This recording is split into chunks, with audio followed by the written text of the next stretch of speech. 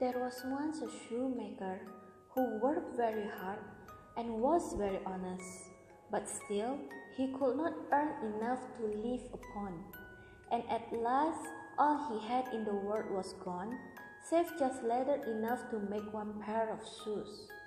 Then he cut out his leather out, all ready to make up the next day, meaning to rise early in the morning to his work. His conscience was clear, and his heart light amidst all his troubles. So he went peaceably to bed, left all his cares to heaven, and soon fell asleep. In the morning, after he had said his prayers, he sat himself down to his work, when, to his great wonder, there stood the shoes already made upon the table. The good man knew not what to say or think at such an odd thing happening. He looked at the workmanship. There was not one false stitch in the whole job. All was so neat and true that it was quite a masterpiece. The same day, a customer came in, and the shoes suited him so well that he willingly paid a price higher than usual for them. And the poor shoemaker, with the money, bought leather enough to make 2 pairs more. In the evening he cut out the work and went to bed early, that he might get up and begin betimes next day. But he was saved all the trouble, for when he got up in the morning, the work was done ready to his hand. Soon in came buyers, who paid him handsomely for his goods, so that he bought leather enough for 4 pairs more. He cut out the work again overnight and found it done in the morning, as before. And so it went on for some time. What was got ready in the evening was always done by the daybreak, and the good man soon became thriving and well off again. One evening about Christmas time, as he and his wife were sitting over the fire chatting together, he said to her, "I should like to sit up and watch tonight, that we may see who it is that comes and does my work for me."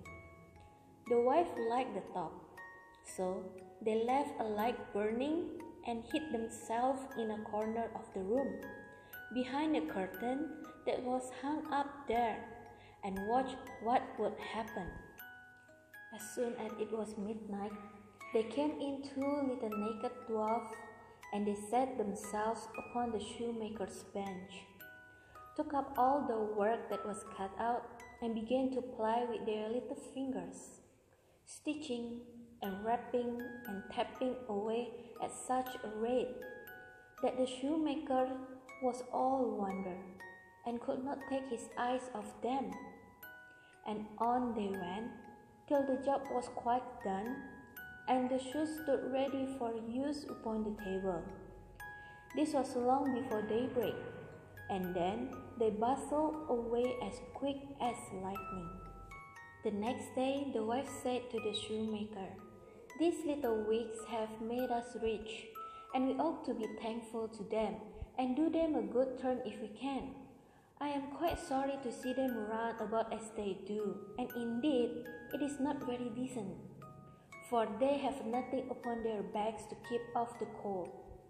I'll tell you what, I will make each of them a shirt and a coat and waistcoat, and a pair of pantaloons into the bargain, and do you make each of them a little pair of shoes." The talk pleased the good cobbler very much, and one evening, when all the things were ready, they laid them on the table instead of the work that they used to cut out, and then went and hid themselves to watch what the little elves would do.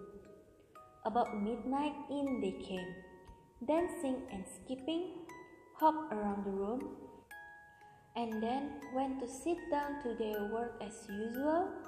But when they saw the clothes Lying for them, they laughed and chuckled and seemed mightily delighted. Then they dressed themselves in the twinkling of an eye, and danced and capered and sprang about as merry as could be, till at last they danced out at the door and away over the green.